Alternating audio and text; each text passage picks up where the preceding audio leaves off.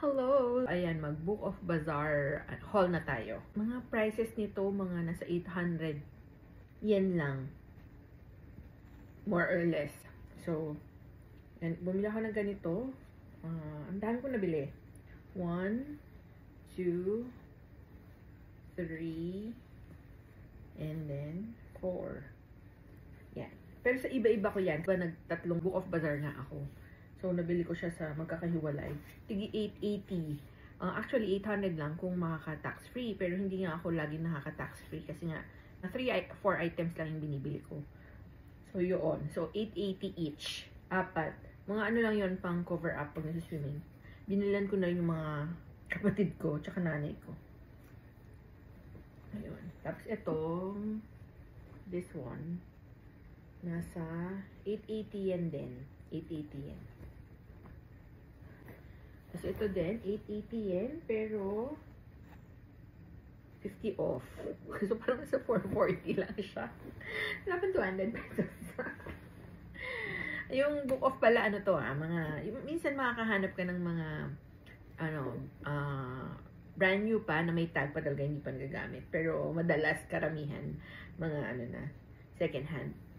Tapos ito din, binili ko to kasi maganda yung nito, sleeves dito basta, hindi ko nga alam saan ko isusuot basta binili ko lang. Tapos ito, black skirt din, binili ko. Lahat 800 yung mga yan. And then, may nabili ako. Ito, 500 yen lang. Actually, Uniqlo kasi to, pero wala na kasing ganito ngayon doon. So, nung nakita ko to sa book off, binili ko na. 500, so parang 200 pesos. 550 pala, kasi with tax. And, ewan ko, ba't ngayon ko lang naisipan bumili? Magagandang payong sa Japan. Lightweight. Pero mahal. Pag bibili ka sa mall, mahal. Yung mga ganito siguro, mga 1.5 yen to, 1.5 yen to 2,000. Ayan. Diba? May payong na akong lightweight. 550. Diba? 550. Sulit na siya. Ayan. So, meron na akong bagong payong. And not but not the least, ang aking payong ulit. This one naman is 880 yen. Yan. May nakita akong ganito. Yung mga nabibili na transparent na long handle. Mga nasa 800 yen sa mga 7-Eleven. Ganyan. Pero ito, kasi parang gold coated siya. May black sa loob. Tapos maganda rin yung design sa labas. Ano siya? Tapos ang lightweight talaga, promise. Lightweight. Ano siya? May nakita akong ganito na binibenta. Mga usually nasa 2,000. So, 880, di ba? Parang 50% off.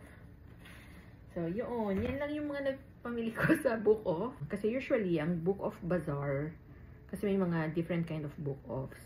May iba hard off. Depende. Yung book off bazaar, yun yung halo-halo. May mga lumang appliances, damit, luxury items, mga LV, ganyan. So, doon ako lagi sa bazaar pumupunta. Ang bazaar is like an hour and a half away from the city. No, nag-enjoy lang ako, nag-retail therapy lang ako. Nagsukat-sukat, tapos hindi naman bibili.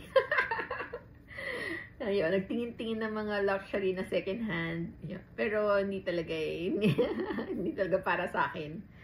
So, yun lang. Bye!